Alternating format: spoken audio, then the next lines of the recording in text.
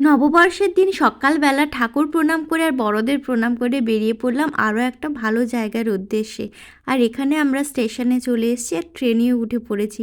Ladies compartment ছাড়া প্রত্যেকটা কম্পার্টমেন্টেরই ছিল প্রচুর ভিড়। আর বাইরে এত ভালো লাগছিল, ভোরবেলা ঝালমুড়ি খেতে ইচ্ছে করলেও খাইনি।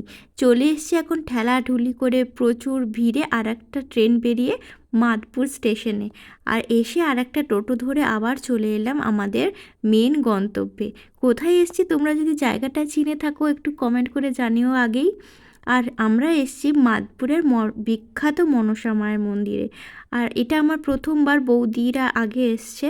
তো আমি, বাবা, বৌদি আর পাশের বাড়ির দাদা, ওদের ছেলে মেয়েরা মানে মেয়ে, আমার দিদির ছেলে, তো ওরা এসছিল। আর দাদা আর দুটো বাচ্চা চান করেছে, আমরা কেউ চান করিনি, কিন্তু ঠাকুরের জলটা একটু মাথায় ছিটিয়ে নিলাম। অনেকেই চান করে দণ্ডি কেটে তারপরে মায়ের কাছে পৌঁছাচ্ছিল। আর ওইখান থেকে দেখতে পাচ্ছি যে বড় একটা লাইন, প্রচুর ভিড় ছিল।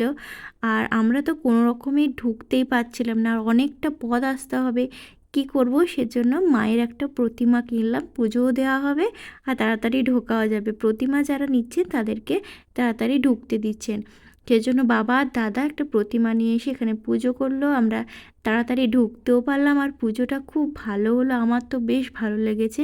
আর এখানে এতজন প্রতিমা এখানে দান করেছেন আর প্রচুর ভিড়। যেখানে মেন মন্দিরটা ছিল, যেখানে সবাই নিজে হাতে পুজো দিতে পারবে, তো সেখানে ছিল প্রচুর ভিড়। যেরকম ঢিবি হয় না, সেরকমই ঢিবিতে মায়ের পুজো করা হচ্ছে। আর ভীষণই ভালো, নিজের হাতে পুজো করার যে শান্তি সেটা তো হয় না আর কোথাও।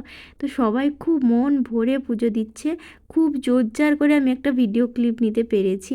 আর এই হচ্ছে মায়ের বড় মূর্তি। তো প্রচুর ভিড় ছিল মন্দিরের ভেতরে বাইরে সব জায়গায়, যেহেতু সেদিন ছিল একটা বিশেষ দিন, যেহেতু পয়লা বৈশাখ। পুজো দিয়ে এসে খাওয়া দাওয়া করে একটু মাখা খেলাম, পেয়ারা মাখা আর আমলকি মাখা। তারপরে রেস্ট নিয়ে সবাই বাড়ি চলে এলাম। দারুণ